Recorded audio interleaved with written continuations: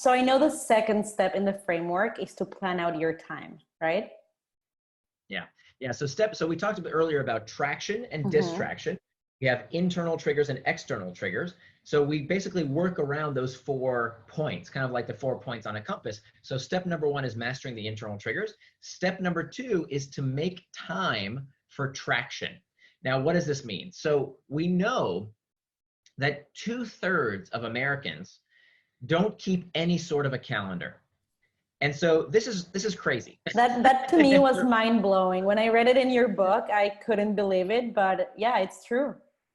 It's true. 2/3 of Americans don't keep any sort of a calendar, and even the 1/3 who do, most of them don't keep it correctly.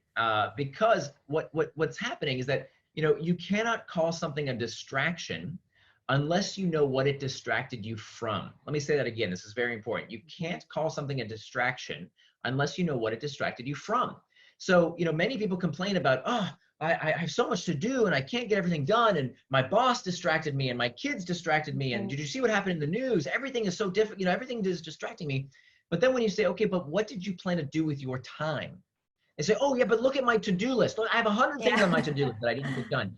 That wasn't the question, right? We can talk about in a minute why to-do lists and running your life based on a to-do list is horrible, right? It's a terrible way to run your day. We can talk about that in a minute. Yeah. But the point here is that if you don't have time on your calendar to live out your values, to do what it is you said you're going to do, if you don't plan your day, somebody's going to plan it for you.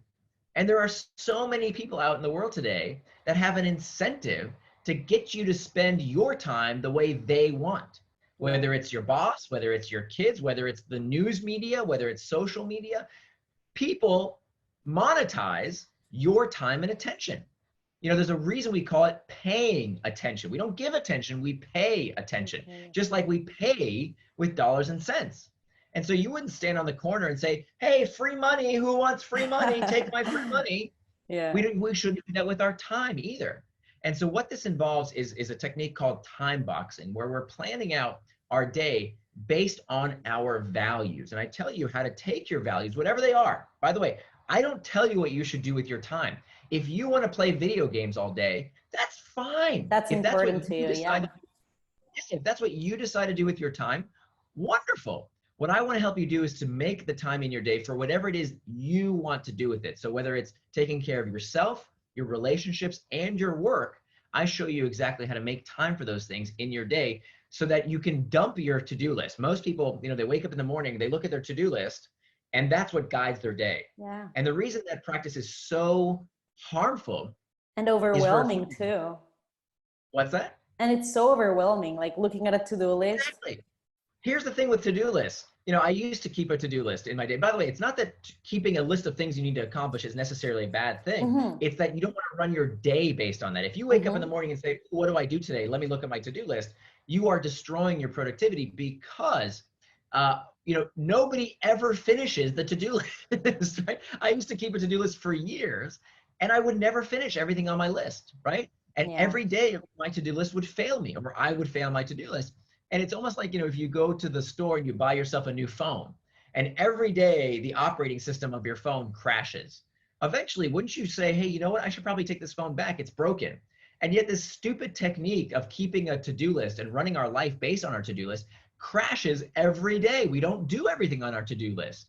And yet we keep using it day after day after day like idiots.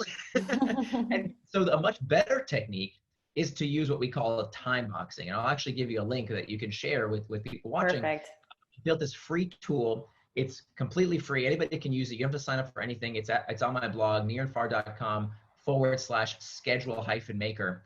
And the idea is that you can actually plan out every minute of your day based on your values. And so this is the only way to determine for you what is the difference between traction and distraction. Traction is whatever it is you plan to do. Even the fun stuff, right? If you want time with your kids, wonderful. If you want time for reflective work, to think, to strategize, to plan, if you want time with your friends or relationships, whatever it might be, when you have that time on your calendar planned, that's traction, and everything else is a distraction.